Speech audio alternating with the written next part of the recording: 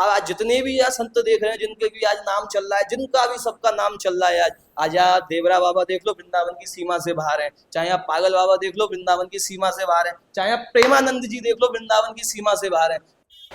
राधे राधे सभी भक्तों को। आज आप वीडियो में गुरु प्रेमानंद महाराज जी के बारे में बेहद ज़रूरी जानकारी है, तो एंड तक देखिए। बोल के राधे राधे। सबसे पहले मैं आपको ये बताना चाहूँगा कि गुरु प्रेमानंद महाराज जी को आश्रम वृंदावन से बाहर क्यों है।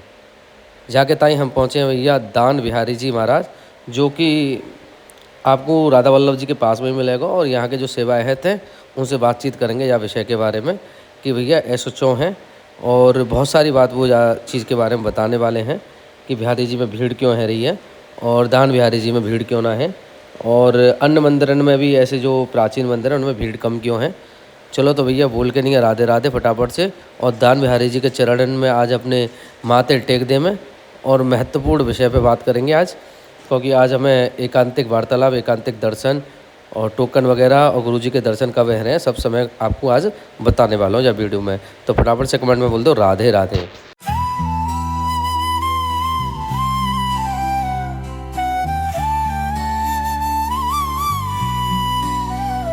राधा राधा जय श्री राधा, मेरे प्राण है राधा। ओ राधा राधा जय जय राधा, जय श्री राधा।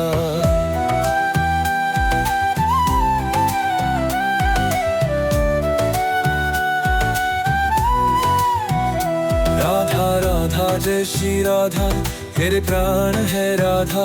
ओ राधा राधा जय जय राधा, जय श्री राधा। राधा राधा जय श्री राधा, मेरे प्राण है राधा।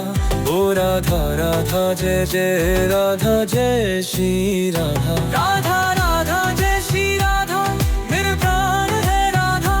ओ राधा राधा जय जय राधा, जय श्री राधा। राधा राधा जय श्री राधा। तो भैया ये है वृंदावन की दान गली, और हम आ गए हैं अब दान बिहारी जी के पास में। देखो कितनी पतरी पतरी गली हैं, तो फटाफट से बोल दो भैया दान बिहारी लाल की जय। सामने बोर्ड दिख रहे हैं, भैया दान बिहारी जी महाराज को मंदिर। तो फटाफट से भैया ऐसी पवित्र भूमि के दर्शन करने जा रहे हैं, तो बोल दो राधे राधे।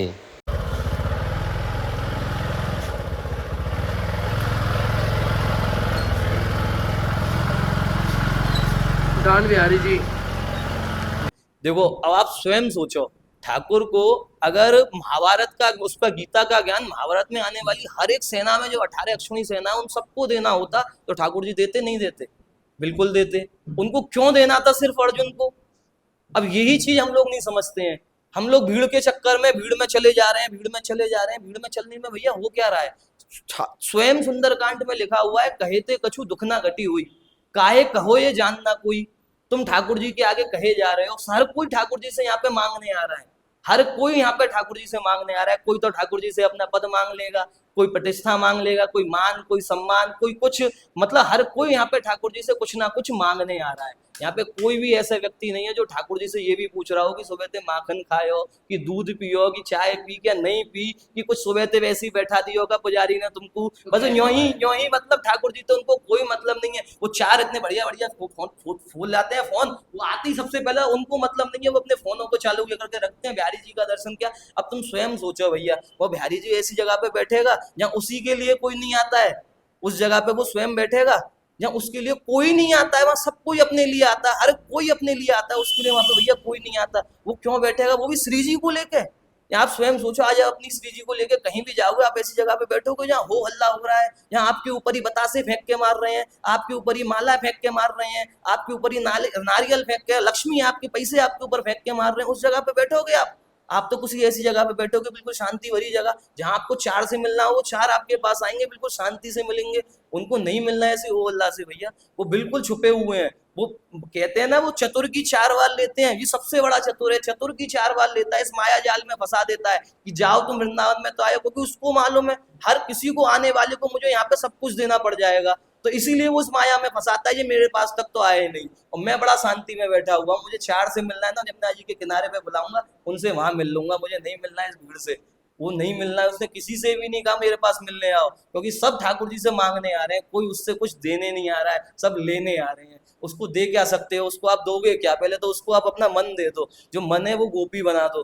गोपी का मतलब होता है जेंट्स या लेडीज नहीं होती है गोपी। गोपी होता है जो आपका मन होता है वो ठाकुर जी के प्रति समर्पित, पूरी तरीके से समर्पित, उस मन को बना लो। ठाकुर जी यहाँ पे गोपियों को स्वीकार करते हैं।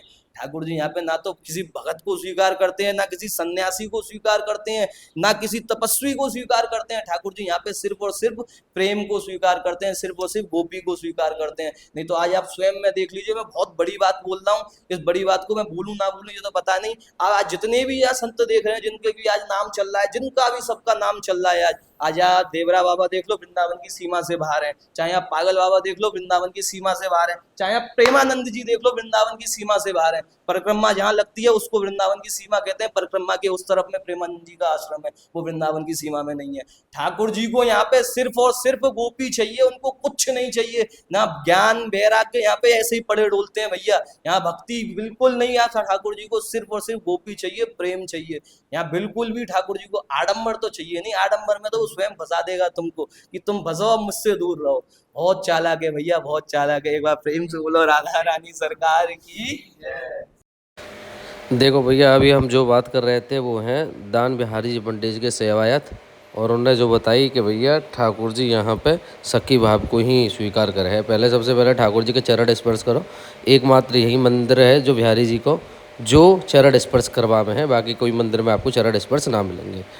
तो उन्होंने बहुत सारी ऐसी ऐसी बातें बोली, जैसे कि प्रेमानंद महाराज जी को लेके बोली कि भैया प्रेमानंद महाराज जी को वृंदावन में जगह ना है, क्योंकि वो एक संत भाव में है, सन्यासी भाव में ना है। तो भैया प्रेमानंद महाराज जी सन्यासी भाव में, लेकिन उनके जितने भी और बहुत सारे उनके मैंने शिष्यन के नाम देखे हैं, तो शिष्यन के जब मैं नामन की बात करूं तो भैया शिष्यन के नाम ज़्यादातर राधा रानी, क्योंकि भैया प्रेमानंद के नाम के ऊपर ही नाम को नाम अगर सखी रूप में ही ज़्यादातर नाम है, तो ये फिर उन्हें पंडित जी महाराज ने जो कही तो वो थोड़ा सा संशय को विषय। गौर करने वाली बात ये भी है, जैसा बताया देवरा बाबा, पागल बाबा और भी एक दो संत हैं, हमने भी देखो यह चीज़ को, वो वृंदावन की परिक्रमा से बाहर हैं। तो ये कभी कभी हमारे भी समझ में ना आवे हो कि ये वृंदावन की परिक्रमा से ये लोग बाहर क्यों हैं, इन्हें तो वृंदावन के अंदर रहना चाहिए। तो लेकिन जो भी है, अब सरकार को यहाँ पे काम करना चाहिए और वृंदावन की नई परिक्रमा मार्ग सुनिश्चित करनी चाहिए, क्योंकि बहुत सारे मंदिर छूट जावे, बहुत सारे आश्रम छूट जावे, बहुत सारे साधु संत छूट जावे, बहुत सारे देव देवालय छूट जावे। तो भैया वृंदावन की परिक्रमा को थोड़ा बढ़ा करके, विस्तार करके और नई वृंदावन की जो परिक्रमा है वो बना देनी चाहिए, क्योंकि वैसे भी वृंदावन की परिक्रमा ना रही, ट्रैफिक जाम इतना ही लगे है बाज़ जगह पे। आप लोगों ने कभी दी होगी वृंदावन की परिक्रमा, तो आपको भी आज चीज़ को एहसास होगा।